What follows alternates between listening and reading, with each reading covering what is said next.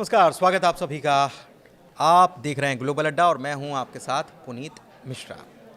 Donald Trump ने खुद को दुनिया में शांति दूत दिखाकर नोबेल प्राइज का सपना देखा, लेकिन उनका पासा उल्टा पड़ता दिखाई दे रहा है। जिन खाड़ी देशों से वो रिश्ते संभाल रहे थे, अब उन्हीं पर अरब देशों को का भरोसा टूटता दिख रहा है। और इसकी वजह इसराइल का हालिया हमला, जिसने कतर समेत पूरे अरब जगत को झकझोर दिया और एक भी करके खड़ा कर दिया।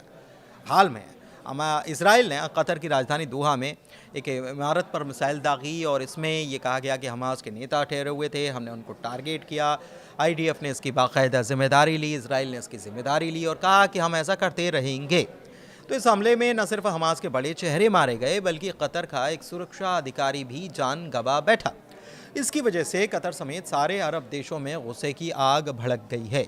सबसे बड़ी बात क्या है? सबसे बड़ी बात यह है कि कुछ कतर हुआ, मिस्र हुआ, ये ऐसे मुल्क हैं जो कहीं ना कहीं कोई कॉन्फ्लिक्ट है उसे ख़त्म कराने के लिए अपनी तरफ से मीडिएटर की भूमिका या मध्यस्थता करते हैं। और ऐसे में यहाँ पर भी मध्यस्थता की ही भूमिका कतर निभा रहा था। सवाल ये है कि जहाँ पर मध्यस्थता हो रही हो, जहाँ पर किसी चीज़ का हल निकाला जा रहा हो, उसके बीच में क्या कोई एक मुल्क, दो मुल्कों जिनके बीच में लड़ाई चल रही हो, क्या उसमें एक व्यक्ति वहाँ पर मध्यस्थता वाली जगह पर हमला कर सकता है? सवाल ये भी है। और क्या नियमों के खिलाफ नहीं होगा? क्या इसे ठीक माना जाएगा? अरब मुल्क इसी को लेकर नाराज़ हैं। अरब मुल्कों का गुस्सा सिर्फ इजराइल से नहीं है, बल्कि अमेरिका और ट्रंप से भी काफ़ी है। उनका ये भी कहना है कि ट्रंप को तो पहले से सब मालूम था, लेकिन उन्होंने नहीं रोका और न ही कतर को इसको लेकर कोई वार्निंग दी, चेतावनी दी। इजरायली अधिकारियों ने साफ कहा कि हमले से 1 घंटा पहले नेतन्याहू ने ट्रंप को जानकारी दे दी थी। ऐसे में सवाल ये है कि अगर ट्रंप सच में मीडिएटर थे तो उन्होंने कार्रवाई रोकने की कोशिश क्यों नहीं की? क्योंकि ट्रंप की तरफ से ही ऑफर आया था हमास के पास, और हमास के लीडर्स इसी को लेकर, शांति वार्ता को लेकर वहाँ पर कतर में जाकर बैठे थे। और वहाँ पर हमला हो जाना, ट्रंप को पहले से 1 घंटे पहले मालूम हो जाना और ट्रंप का इसको न रोकना, ये क्या बताता है? तो इसी को लेकर ये अरब देश नाराज़ हैं और इसीलिए एक मंच पर सभी मुस्लिम देश आ गए। कतर, सऊदी अरब, यूएई, जॉर्डन और बाकी अरब देश इस समय एक सुर में एक ही बात कह रहे हैं कि अब अमेरिका पर भरोसा नहीं है। ये वही देश हैं जो अमेरिका के लंबे समय से सहयोगी रहे हैं। ट्रंप के राष्ट्रपति बनने के बाद अरब देशों ने अमेरिका में खरबों डॉलर का निवेश किया, हथियार के सौदे किए, यहाँ तक कि अभी आपको याद होगा कतर ने ट्रंप को एक लग्जरी बोइंग 747 गिफ्ट में दिया। इसके बदले में उन्हें मिला क्या? धोखा। अब चर्चा ये है कि अरब देश मिलकर अपना एक नेटो जैसा संगठन बनाने की तैयारी में है, यानी कि एक साझा सैन्य गठबंधन, अरब नेटो। अमेरिका का संगठन नेटो है, जिसमें उसके साथी देश हैं और 32 देश है सब मिलाकर, ज़्यादातर यूरोपीय देश हैं। ख़ास बात यह है कि अगर किसी एक देश पर इसमें हमला होता है तो युद्ध लड़ने के लिए फिर सारे देश एक साथ आकर खड़े हो जाते हैं। अब इसराइल के कतर पर हमले के बाद अरब देश भी यही कह रहे हैं कि वो भी क्यों ना एक ऐसा संगठन बना ले। मिस्र ने 10 साल पहले, साल 2015 में ये सुझाव दिया था, लेकिन शिया सुन्नी मतभेद की वजह से ऐसा हो नहीं पाया। यमन की सरकार के खिलाफ हूती विद्रोहियों ने हमला कर दिया। ईरान हूतियों के साथ था।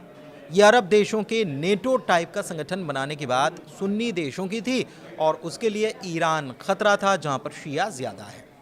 लेकिन दिलचस्प बात यह है कि ईरान मुस्लिम एकता की बात करता नजर आता रहा है। ईरान के अलावा उनको ISIS का भी खतरा था। अल-कायदा के बाद कट्टरपंथी आतंकी ISIS में शामिल हो गए, तो उनसे भी इस सभी देशों को निपटना था। और उस वक्त अमेरिका के प्रभाव में अमीर अरब देशों ने मिस्र की बात पर वैसा ध्यान भी नहीं दिया। लेकिन अब जो कतर में हुआ है उससे सब हिल गए, सबको एक कर दिया है। अमेरिका की दोस्ती में दगा पाने के बाद वो अपना इंतकाम खुद कर रहे हैं। इस बार सभी इसराइल के खिलाफ एक हो गए हैं। मिस्र के पास इसमें सबसे बड़ी सेना 4 लाख सैनिकों की है। सऊदी अरब के पास करीब 2.25 लाख सैनिकों की सेना है। F-15 जैसे फाइटर प्लेन है। छोटे से यूएई के पास भी 63,000 सैनिकों की सेना है। रफाल जैसे फाइटर जेट हैं। इराक, ईरान और बहरीन ऐसे देश हैं जहाँ पर शिया सुन्नी दोनों मौजूद हैं। अच्छा, बड़ी बात यह है कि अगर ऐसा होता है तो बिल्कुल सब कुछ बदलने वाला है, राजनीतिक संतुलन बदल जाएगा। ये सब एकजुट हो गए तो पश्चिम एशिया का पावर गेम भी बदल जाएगा। और ये बिल्कुल नई बात तो है नहीं, 2015 में यमन संकट के दौरान भी ऐसा संगठन बनाने की बात उठी थी, लेकिन आपसी मतभेद के चलते ये सब कुछ ठंडे बस्ते में चला गया था। लेकिन इस बार हालात अलग हो गए। अमेरिका पर सबसे बड़ी बात की भरोसा टूट चुका है और अरब मुल्कों को ये लगने लगा है कि अब सुरक्षा की गारंटी उन्हें खुद ही लेनी होगी। अगर अरब नेटो बनेगा तो इसकी असर सिर्फ पश्चिम एशिया तक सीमित नहीं रहने वाला। ये गठबंधन रूस और चीन की ओर भी झुक सकता है और इससे अमेरिका की मुश्किलें बढ़नी फिर तय हो जाएंगी। इस पूरे समीकरण में पाकिस्तान भी कूदने की कोशिश कर रहा है ताकि इस्लामिक कार्ड खेलकर उसका फायदा उठा। साफ है कि कतर पर इजराइल के हमले ने सिर्फ एक देश को नहीं बल्कि पूरी दुनिया की राजनीति को हिलाकर रख दिया है। सवाल अब यह है कि क्या अरब देश वाकई अमेरिका का साथ छोड़कर अपनी राह चुन पाने के रास्ते पर तो हैं, लेकिन क्या चुन पाएंगे? क्या उनका खुद का कमिटमेंट अपने से इतना हो चुका है?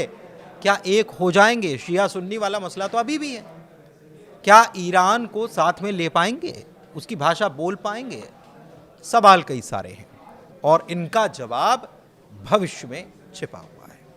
धन्यवाद।